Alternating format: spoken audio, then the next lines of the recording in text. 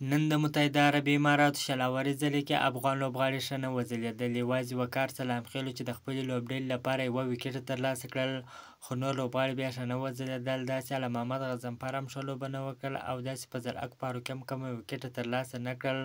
خو بل خوا بیا د ساوت افریقا کرکټ لیګ کې رحمان الله ګربز هم په 0 باندې وسوځېد، هغه هم ښه لوبه نه کړه ترسره. او داسې د متحده عربي اماراتو په 40 ځلې کې د فضل حق لوبډلې د نن سیالۍ ټاس وګټي چې په خپله د توپونې پرېکړه وکړل.